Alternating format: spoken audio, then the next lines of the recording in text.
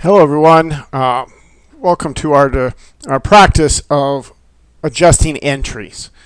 So, trying to wrap our brain around the whole process of adjusting entries. We're going to use this spreadsheet that you have as practice. This will show how you might go about setting this up. So, we're given a trial balance. We were told that this was as of 12/31/2021. This is an unadjusted trial balance, meaning the adjusting entries haven't been made. The regular entries have been made. At least we believe so, unless we find evidence otherwise during our process of adjusting. This is somewhat artificial in that in real life you would have to do some research and find the information you would need for the adjusting entries. They would be just given to you like this. But once we had found that information, then this is kind of how we might go about doing this. And I set it up so that we can see the whole impact on the financial statement. So here is might be the information that we have to start with. This is the trial balance with the amounts for each account on the correct side. So this is the debit column, and this is the credit column. Everything has a normal balance, so knowing that cash is an asset and that the normal balance is a debit, we put that on the debit side. We did that for each of the accounts, and our trial balance is listed helpfully in a helpful way, using assets first, then liabilities, equity, then revenues, expenses. And that's typically how things would come out of your accounting system anyway.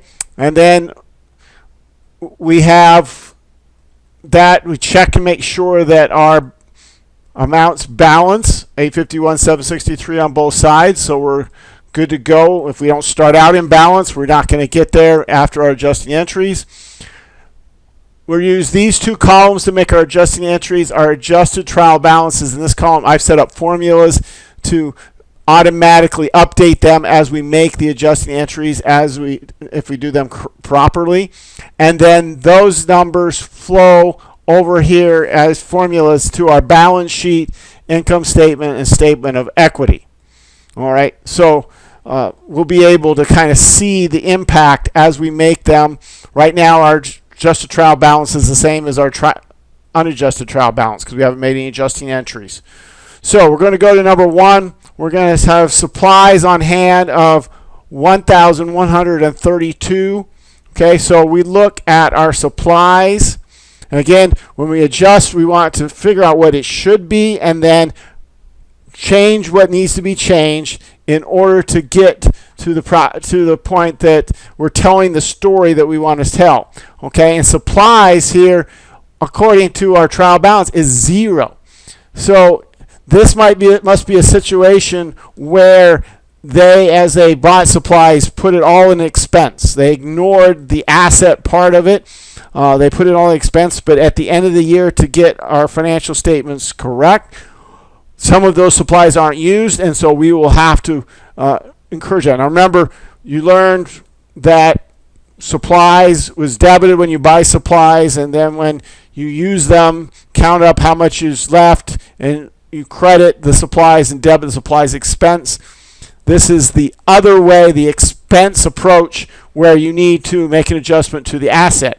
So we want 1132 to be a debit to supplies, right? We need it to go up to 1132 because it's 0. If there was something there, then we would adjust for the difference, but there's nothing there, so we put it all in there that we counted, and that's going to be a credit to the expense. So during the time over the course of the year when we bought supplies, they were all put in expense, but not all of them were used. So we're going to put 132 there as a credit to the expense. That's going to reduce expenses, actually increase our net income. we see that our debits equal our credits. Our adjusted trial balance is still in balance. Okay, the insurance policy was paid for 24 months on 5/1/2021 for $46.37. So that should be some prepaid insurance. So let's go to see if we have prepaid insurance. And look, there it is. All that prepaid insurance is sitting there as prepaid insurance. None of it's been used. We haven't made any adjusting entry, okay, since we bought that insurance on the May 1st. So that means that if we do a little calculation here, we take the 46.37 divided by 24, we get about $193 per month. Okay, and so we will have used at the end of 2021, we'll have used May, June, July, August, September, October, November, December, 8 months. Okay, so we're going to take that per month amount times 8, and we're going to get that. We're going to round that to 1546, and we're going to credit prepaid insurance and debit insurance expense. Whoops, nothing there yet. That's kind of what we'd expect. Whoops, I put it in the wrong column. That won't work with our formulas. There we go. That flowed through and increased our expenses. So that adjusting entry decreased the asset, increased our expense. Okay. The last payment on note payable was made on 12/2/2021, and the interest rate on the loan was 3%. So we haven't made a payment, and we'll make our next payment on January 2nd or so of 2022. But we owe interest for the month of December. We could do it by day, but we're just going to say, okay, close enough to a month at 3%. Our loan balance is $312,000, okay, from the trial balance, and 3% of that, okay, would be for the whole year, and then you divide by 12, and our formula was 780. So we calculate interest at 3% for 1 month of 780. We're going to debit interest expense 780. We're going to credit interest payable, which we're going to stick here at the bottom because we do not have it on our trial balance already. In a pinch, you could use accounts payable. It says liability. It's going to fit. Okay. Make sure that interest payable is going to flow through over to your balance sheet. Okay, and that you have that there because you added it to your spreadsheet here. Rent for January 2022 was paid on December 31st. So we sent in our rent a couple days early and recorded it as December 31st. So that is probably put into rent expense when it should be prepaid rent. Okay, so that's why we look at our rent expense for the year, and it's $5,200. If it's $400 a month and you do 12 months, it should be $4,800, right? So we need to credit $400 there and debit prepaid rent. That would be an asset, $400. Okay, so again, making sure that because that's added, our prepaid rent needs to be on the balance sheet because we've added it to our trial balance. Our journal entries balance, our adjusting entries balance, and our adjusted trial balance is still in balance, just to make sure. Okay, so that's a situation where we recorded it as expense even though it was prepaid. Again, we took the expense route, and therefore we have to do it back, which is kind of backwards from what adjusting entries we've learned before, where we would have had the extra in prepaid and used up that prepaid over time. 6 employees we've got here. Each worked 5 days since the last payroll cutoff prior to 12/31. The sales people make $100 a day, and the office employees make $80 a day. So we've got 3 times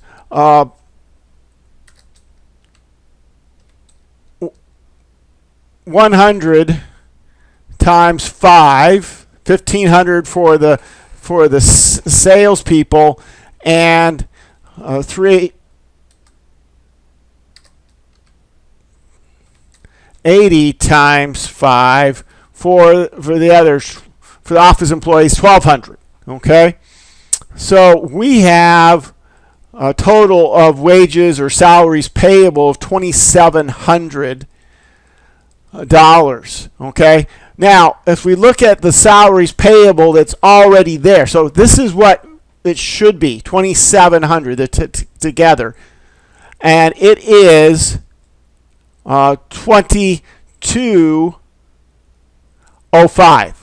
Okay, so the difference is 495. See that if I put that as a credit there, my new salaries payable is 2,700. So I'm going to adjust to what it should be.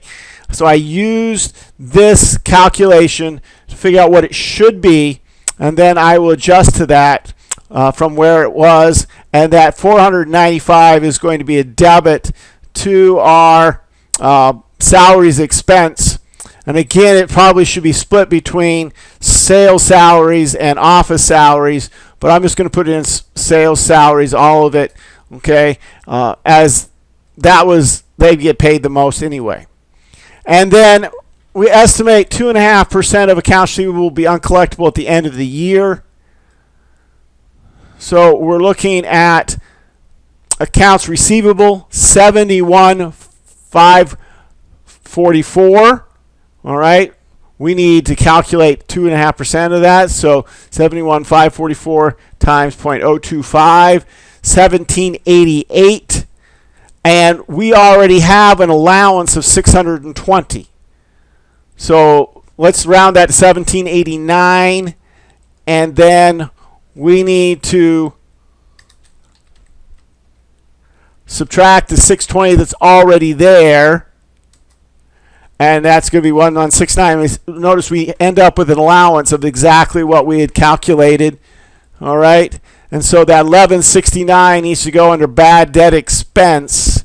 Down here, we don't have a bad debt expense.